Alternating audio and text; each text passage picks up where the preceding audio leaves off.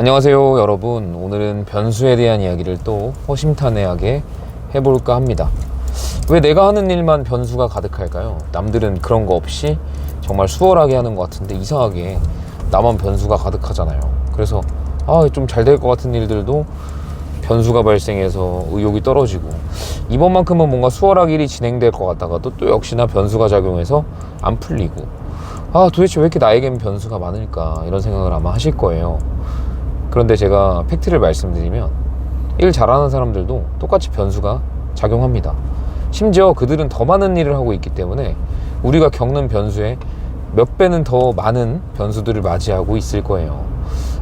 그래서 이 변수라는 개념을 우리가 어떻게 받아들이느냐가 더 중요한 것 같습니다.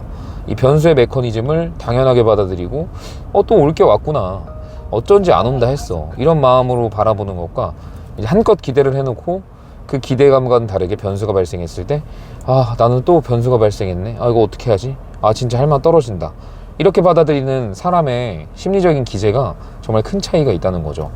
그러면 변수가 왜 생기는지를 한번 우리가 이야기를 나눠보면 그게 좀 편할 것 같은데, 우리가 하고 있는 일이 피플 비즈니스이기 때문에 나 혼자서만 하는 일도 아니고, 영업할 때도 고객들과 조우하고 고객들도 또 다른 사람들과 조우합니다. 그러면은 일이 어떻게 흘러갈지 도무지 예측할 수 없는 거예요. 그 사람이 오늘 기분이 좋을지 아니면 기분이 좋지 않을지도 우리가 예측할 수가 없습니다. 근데 내가 단순히 상품을 제안했을 때 하필 그날 기분 좋으면 계약이 허무하게 들어가기도 해요. 마찬가지로 내가 제안을 했는데 그 사람이 아침에 안 좋은 일이 있었다든지 이런 상황이 또 생기면 들어갈 계약도 안 들어가는 경우도 생긴다는 거죠. 근데 이거를 우리가 통제할 수 없잖아요. 그래서 변수가 무서운 거예요. 피플 비즈니스로 인한 사람과 사람 간의 대면에서 일어나는 일은 도무지 예측할 수가 없기 때문에 이 변수가 무서운 겁니다. 근데 이게 비단 영업할 때만 또 작용하는 게 아니에요.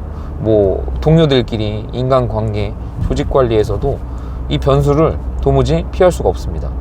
아까 전에도 말씀드렸던 것과 같이 찰나의 차이로 우리가 아침에 언제 나올지 모르고, 그리고 언제 나와서 또 누굴 만날지 모르고, 또 만난 사람이 또 기분이 괜히 안 좋아가지고 우리에게 안 좋은 것들을 또 전가할 수도 있고, 그러니까 모든 측면이 사실 랜덤으로 작용하기 때문에 이 변수에서 우리가 자유로울 수가 없습니다. 그래서 그냥 인정하는 편이 좋아요. 변수가 당연하게 있다, 내가 변수가 없는 게 신기하다, 오늘 왜 변수가 없지? 분명히 변수가 있어야 되는데, 이런 거 있잖아요. 벤자민 버튼의 시간은 거꾸로 간다 라는 영화를 보면 여자 주인공이 발레리나인데 사고 나서 평생 발레를 할 수 없게 되잖아요. 그 사고가 일어난 이유나 경위를 설명하는 장면이 나와요. 하필 오늘따라 늦게 나왔고, 그리고 늦게 나왔는데 택시기사가 들리지도 않을 곳에 괜히 들려서 하느냐고, 또 늦게 와서 다른 택시기사를 만나고, 그리고 그 택시기사를 만났다가 또 어떤 사람이 늦게 나와가지고 결국에는 이 사고가 나는 그 상황을 보여주는 영상이 나오는데, 그걸 보면 역시 우리가 통제할 수 없는 것들이 대부분이구나 라는 것을 알게 됩니다. 그래서 통제할 수 없는 것들에 집중하고 매몰되는 삶은 생산적일 수가 없어요.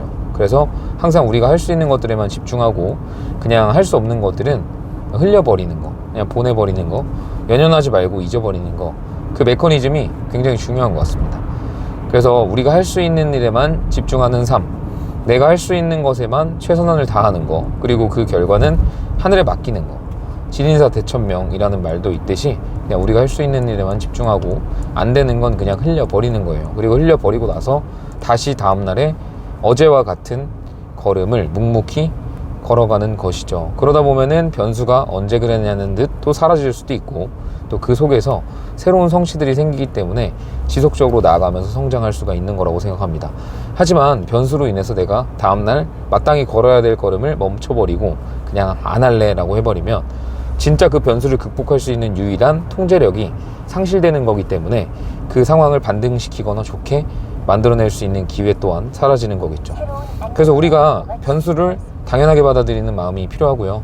그 변수가 왜 생길 수밖에 없는지, 방금 말씀 나눴던 것처럼 사람과 사람 간의 일이고, 그리고 서로 어떤 사람을 만날지도 모르고 언제 어떻게 이런 것들이 너무 많이 작용하다 보니까 예측할 수 없다 도무지. 그러니까 차라리 예측할 수 없는 데서 무력감을 느끼거나 통제력을 상실해서 불안하고 또 해야 할 일을 못하지 말고 그냥 당연하다고 생각하고 내가 할 수 있는 일에 집중하자는 그런 메커니즘을 이해하자는 거죠. 그러면 조금 더 발전적인 방향으로 삶이 바뀌지 않을까 생각합니다. 저도 2022년도 진짜 엄청나게 다짐을 하고 움직이고 있는데, 제가 보통 하루에 잠을 5시간 자거든요. 근데 그 5시간 눈 감고 있는 시간 외에 이제 나머지 시간들 19시간은 할 수 있다, 된다, 무조건 한다 생각밖에 안 하는 것 같아요. 그래서 저에게는 19시간이 확신의 시간이고 5시간이 그냥 유일하게 확신하지 않는 시간이라고 느끼고 있습니다. 여러분들께서도 여러분들 나름대로 확신을 가지시고 변수에 굴복하지 마시고 계속 나아갈 수 있는 방향으로 통제력을 가지고 나아가시기를 바랍니다. 오늘 또 두서없이 영상을 켰지만 또 중요한 이야기라고 생각해요. 그래서 제 구독자분들께서도 더 멋진 삶을 영위하시기를 바라겠습니다. 영상이 도움이 되셨다면 구독과 좋아요 눌러주시면 감사하겠습니다. 다음에 뵐게요.